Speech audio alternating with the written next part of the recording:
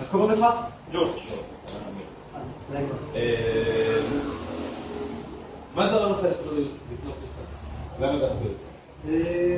כמה סיבות. שמעתי עליו תגובות, לא מהארץ, אבל מחו"ל שמעתי עליו תגובות, זה זנוע טוב מאוד בתור התנועה ראשונה. אני, רוסיה, אני לא בכל רוסיה, אז קראתי קצת. לא שווים, שאתה ברוסיה. לא. כשעליתי לארץ, הייתי בקיבוץ, כן, הייתי בקיבוץ, אז אין לי מבטא ממש. משתדל גם, עובד על זה, אבל לא משנה. אחי, צחקתי, אתה נראה כאילו נפלת משם. אוקיי, סתם. הפעם אמרו לי שאני נראה כמו ארגנטינאי. הסיבה העיקרית, שאם אפשר לראות שאני בחור לא קטן, וכל הכבוד ליפנים, כל הכבוד ליפנים, אתם עושים אחלה כלים, אבל קטנים. אני לא יכול. תסתכל עליהם, אני לא יכול לקפב על זה. גודל זה מה ש... גודל ונוחות של הרכיבה, אי אפשר בכלל להשוות. אי אפשר להשוות. כשאני יושב על סיגר ועל נינג'ה, אין לי מוכן. כמו שאני יושב על צפוף לי וקטן לי ונמוך לי, ואני לא יכול לרכב למשך זמן. עם היוסנג שלי אני יכול לרכב שעות בלי לעשות. נוח.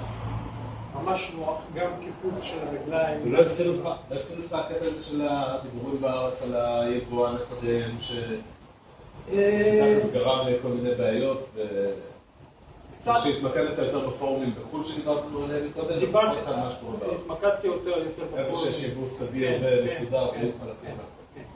עכשיו, דיברתי גם עם היבואן לפני שקניתי, אז הוא הסביר את המצב, והבטיח לי שהמצב לא קורה. גם, תראה, בעבר היה לי אוטו, שהוא גם היה במצב בין יבואן, אז הסתדרתי, היה לי רוב גם, שגם איתו היו בעיות בארץ, אז הסתדרתי ואני לא פחדתי מהבעיות של הסוג הזה.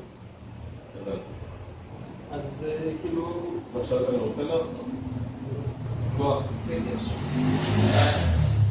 נוער ראשון. הנוער הראשון שלי מאוד יציב, מאוד נוח, די אמין, למרות כל הדיבורים. עברתי אפילו החלקה והפחידו אותי שהפלסטיק נשבר בקלות. עברתי החלקה. רואים את הסימנים באופנוע. רואים את הסימנים באופנוע ושבו לו. או כל מיני תשים